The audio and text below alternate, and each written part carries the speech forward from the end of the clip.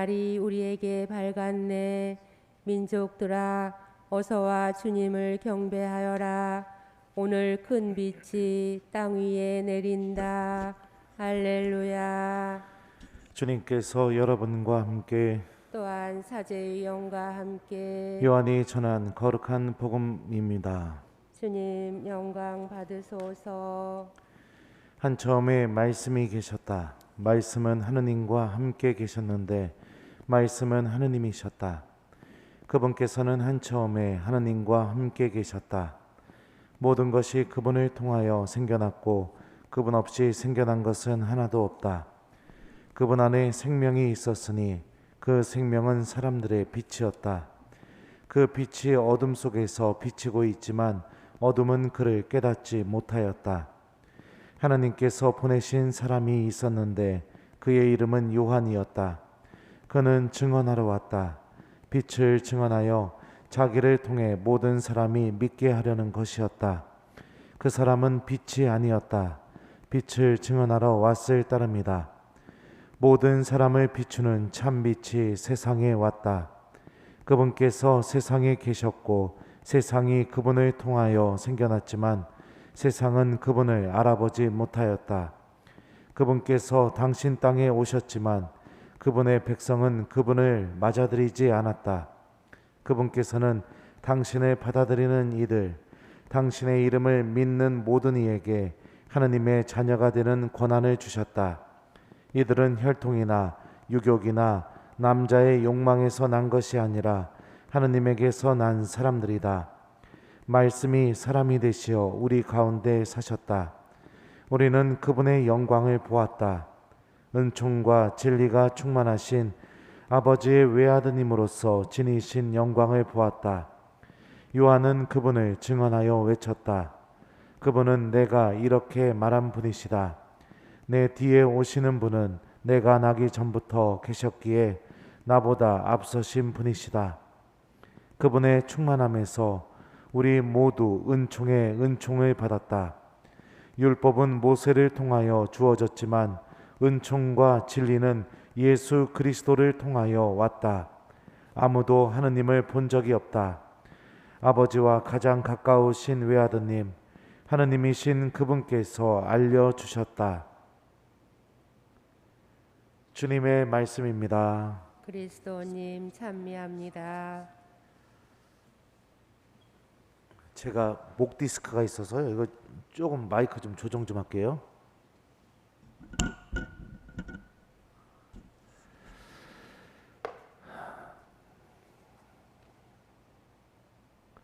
오소서 성령님, 말씀이 사람이 되시어 우리 가운데 사셨다. 안녕하세요. 예, 여러분들 예수님의 성탄을 진심으로 축하드립니다. 그래요. 아마도 입당하면서 그런 생각이 들었어요. 예수님께서 태어나셨을 때, 이 땅에 오셨을 때 예수님 마국간에는 몇 명 안 되는 사람들이 있었겠죠. 목동 몇 명과 성모님과 요셉 성인. 아마도 이 미사가 그런 미사가 아닐까. 몇 안 되는 교우들과 우리 예수님과 본당 신부, 복사 이렇게 있습니다. 기쁨과 환희에 찬 성탄 미사지만 또 여러분들과 이렇게 미사하니까 또 예수님의 마국간을 또 떠올리면서 이렇게 미사를 하게 되는 것 같습니다. 구약 성경은 하느님께서 우리와 함께 계시는 아주 특별한 모습에 대해서 여러 가지 모습으로 우리에게 알려주고 있습니다. 그 대표적인 게 하느님께서 구약 성경 초반에 보면은 직접 성도들에게 말씀으로 이렇게 다가오십니다. 그리고 시간이 좀 지나고 난 뒤에 탈취기에서 나오죠. 낮에는 구름 기둥으로 밤에는 불 기둥으로 이렇게 다가오시면서 이스라엘과 함께 계시다는 것을 이렇게 보여주고 계시죠. 그러다가 조금 시간이 지나고 난 뒤에 성막이라는 게 지어지게 됩니다. 성막이 뭐냐면 천막입니다. 천막. 우리가 보통 텐트를 이렇게 들고 다니는 이유가 어디에서든지 머무르기 위해서 텐트를 들고 다니는 것처럼 그 성막이 여러분들 텐트랑 똑같다고 생각하시면 됩니다. 그러니까 그 텐트 안에 머물고 계시는 하느님, 그러니까 이스라엘이 광야 안에서 어디를 가든지 그들과 함께 거주하시고 함께 계시는 그 하느님의 모습이 그 성막을 통해서 드러나게 되고요. 좀 더 시간이 지나고 난 뒤에는 어떻게 되느냐? 이제 솔로몬 시대에 넘어가게 되면 성전이 지어지게 됩니다. 그죠? 그래서 오늘날 우리 성전처럼 이 성전 안에 머물고 계시고 하느님의 집이 기도의 집으로 바뀌게 되고 이런 이 역사가 이렇게 쭉 나오게 됩니다.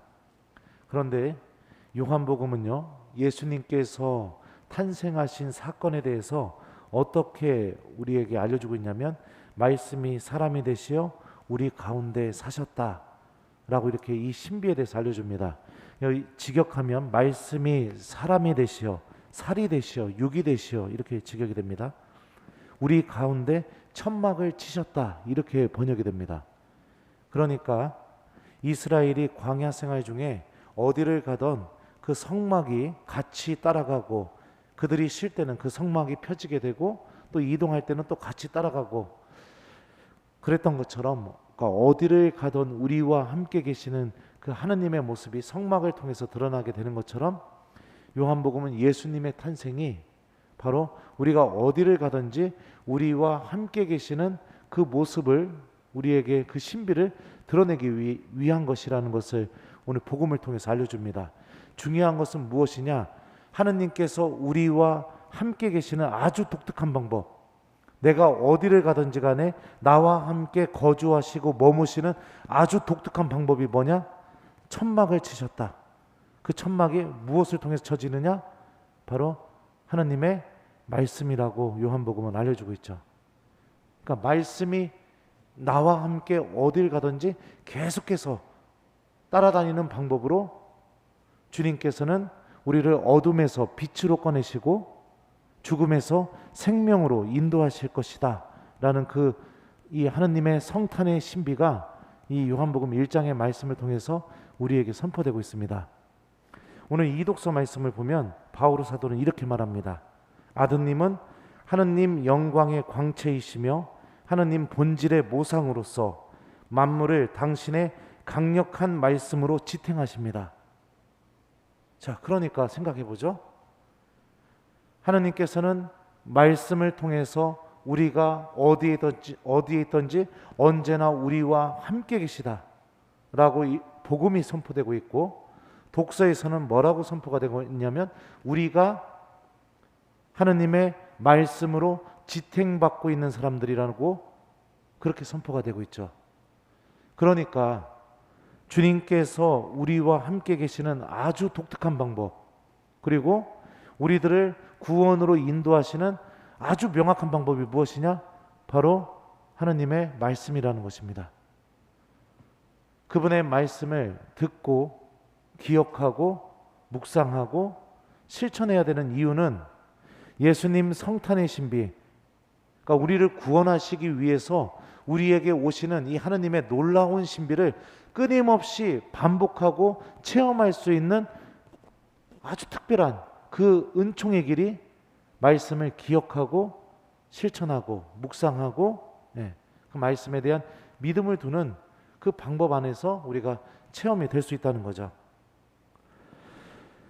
주님께서 우리들을 구원으로 인도하시고 또 은총으로 분명히 인도하실 겁니다. 요한복음의 고백처럼 우리들도 우리는 그분의 영광을 보았다. 은총과 진리가 충만하신 아버지의 외아드님으로서 지니신 영광을 보았다 라고 이렇게 고백할 수 있으려면 언제나 하느님의 말씀을 기억하고 그분의 말씀을 간직했으면 좋겠습니다. 여러분들, 내가 말씀을 들을 때마다 주님께서 나에게 찾아오신다 이렇게 생각하셨으면 좋겠어요. 내가 예수님의 말씀을 기억할 때마다 예수님이 내 안에서 계속해서 탄생하신다. 내가 예수님의 말씀을 실천할 때마다 예수님께서 나를 구원하시기 위해서 가장 가난한 곳에, 가장 낮은 곳에 오셨던 것처럼 이렇게 보잘것없는 내 안에도 예수님께서 찾아오신다. 이렇게 생각하시면서 우리가 하느님의 말씀을 잘 받아들이면서 살아가는 것이 필요하죠. 우리는 이 하느님의 말씀으로 지탱받고 있는 사람들, 하느님의 말씀으로 구원으로 초대받은 사람들이라는 것입니다. 요한복음에 보면 오늘 복음이죠. 아주 독특한 표현이 있습니다. 좀 우리들이 생각해 볼 만한 그런 말씀도 이 안에 있는데요. 요한복음서는 이렇게 이야기합니다. 말씀이 빛이 되시어 세상에 왔지만 어떻게 되느냐? 그분께서 세상에 계셨고 세상이 그분을 통하여 생겨났지만 세상은 그분을 알아보지 못하였다. 라고 이렇게 이야기합니다. 그분께서 당신 땅에 오셨지만 그분의 백성은 그분을 맞아들이지 않았다. 라고 이렇게 이야기하고 있죠. 하느님의 말씀을 외면하면서 살아가는 삶, 그것은 나를 구원으로 인도하시는 하느님을 알아보지 못하는 삶이고, 내가 이미 하느님의 백성이면서도 하느님을 맞아들이지 못하고 받아들이지 못하는 그런 삶을 반복할 수밖에 없다라는 것도 우리가 오늘 복음을 통해서 생각해 볼 수 있습니다.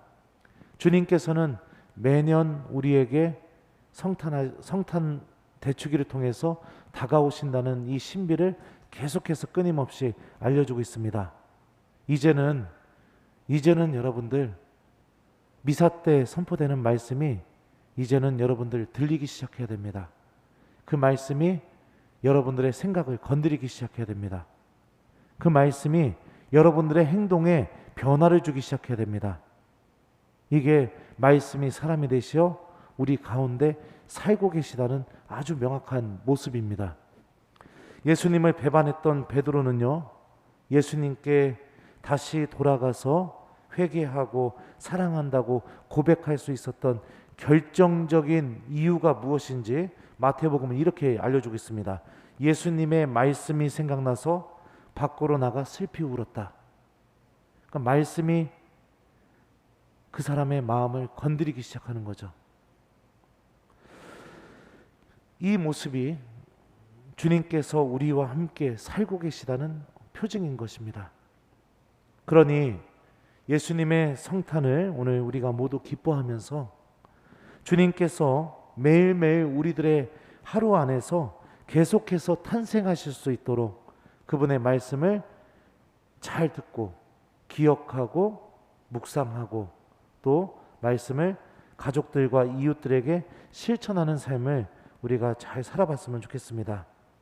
아무도 받아들이지 않고 아무도 알아보지 않는 그 말씀, 하지만 그분의 말씀은 구원의 빛이고 하느님의 영광을 드러내고 은총과 진리가 담겨 있다고 고백하는 오늘 이 복음의 말씀에 우리가 좀 더 귀를 기울이면서 하느님께서 우리들을 구원하신다, 또 우리와 함께 계시다, 우리들을 절대로 포기하지 않으신다, 이 성경이 전하고 있는 이 명확한 진리를 이제는 우리가 그분의 말씀 안에서 체험하면서 끊임없이 우리와 함께 계시는 하느님께로 걸어나가는 우리 교우들이 되었으면 좋겠습니다.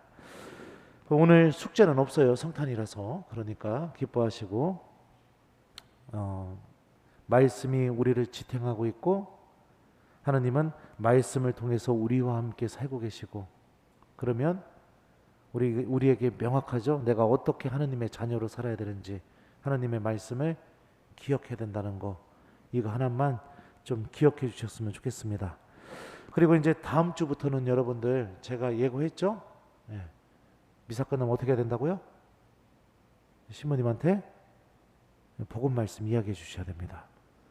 이야기해 주셔야 돼요. 이게 왜 그럴까요, 신부님이? 1번 교우들 괴롭히려고, 2번 교우들이 하나님 말씀 기억하게 만들려고. 몇 번일 것 같아요? 당연히 2번이죠.